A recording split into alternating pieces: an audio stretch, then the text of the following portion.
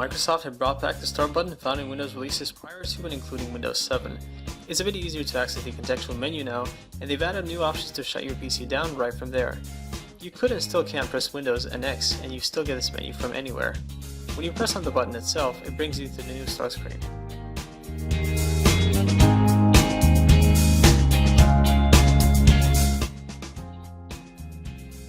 The new Start screen has 4 different tile sizes, demonstrated here by the gigantic weather and store tiles. Luckily, it's quite easy to change the size. Just right click on one, and at the bottom select the size you want from large, wide, medium, and small. Windows 8.1 now adapts for your input more intelligently.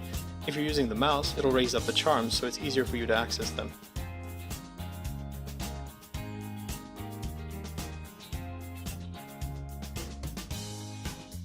Personalization options are a lot better now. You can pick from the default set of Start screen backgrounds and colors, and of course you can customize them by background and accent color.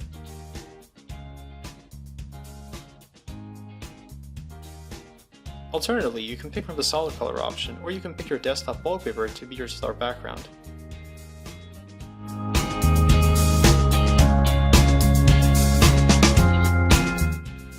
The new PC Settings app brings new personalization options, including a new lock screen picture, an option to play a slideshow, as well as manage options you couldn't without switching to the desktop before, such as changing your desktop resolution. SkyDrive is also built into the PC Settings app, with the ability to show you how much space you've got left, and to automatically upload your pictures and your videos.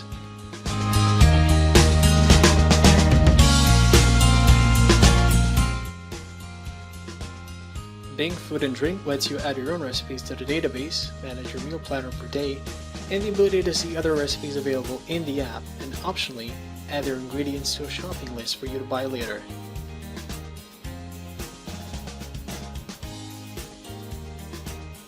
Windows 8.1 brings alarms with a timer and stopwatch apps included. A calculator app which includes a converter that will provide with additional comparison units at the bottom when you're done with your desired conversion, and a sound recorder app that does just that.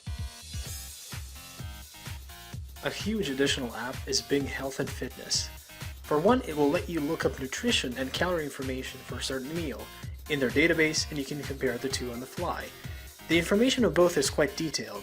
It includes a diet tracker in which you can add what you've had for any meal of the day, and it will show you advanced analysis of calories that are in each, and if you're near the daily recommended calorie value.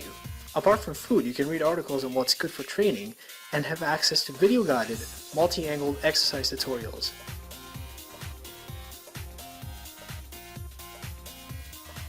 If that's not your thing, you can even follow the written instructions with illustrations to see what the most common mistakes people do laid out for you as well. You get access to a 3D model of the human body, and you can filter out different things to look at. You also have a symptom checker that will try to figure out what kind of condition you have based on the part of the body you clicked on and the condition you selected, and will give you a lot of additional information. The Help Plus Tips app has been updated to include actual help content in the final version. It will now detect what kind of input you have in your PC, and will show you how to access certain parts of Windows with that input, i.e. a mouse.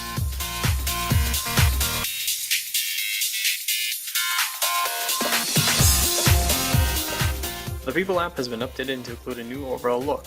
Other than the main page looking slightly different, people's profiles also look different, with the option to view their profile, map their location, and see their posts from other services within the app.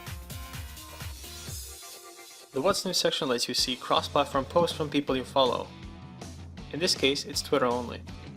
You can click on a post, you can favorite it, retweet it, or even reply to the tweet right from the app. This is very useful for apps that don't have an official version yet, such as Facebook. The Reading List app lets you save articles for later. Apart from that, it will usually open up the list on either sides of the screen and dock the other app, by default IE, to the other side for you to read. I've opened Weather, and what you'll notice across the board with these apps is the new styling, easily noticeable if you take a look at the very right of the applications. Here's what they look like in several apps. The store has been updated to include a new look as well. When you open an app to install like Twitter, it's a bit easier to find stuff that would interest you, such as reviews, related apps, and so on. And as you're used to, just click the green install button and it'll download and install it. It won't appear on the start screen though.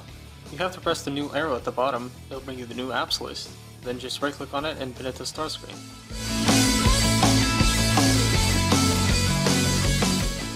The new search arm has also been updated. It'll basically work as an all-in-one search tool if it has the ability to search what you want it to. Whether you're looking for friends, celebrities, companies, it should bring you a horizontal friendly search page with all of the app's information included, alongside the usual Bing search.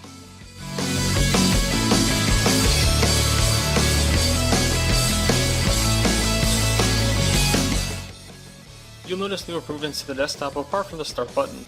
If you get it to where I have it right now, you can get it so that when you press the start button, the menu will hover over the background with a list of apps, mimicking the use of the old start menu.